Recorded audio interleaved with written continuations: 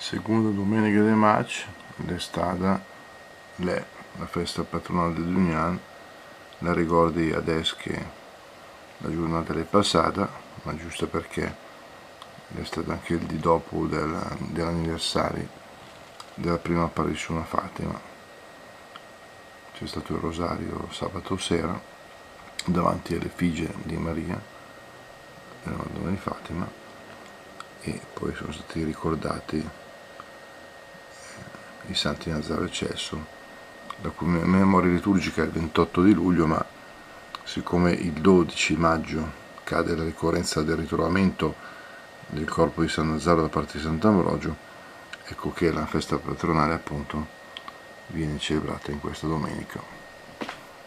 Auguri a tutta la parrocchia, a tutta la comunità San Paolo VI, in cui è compresa appunto anche la parrocchia Santi Nazaro e Celso. Ciao a tutti, ciao ciao.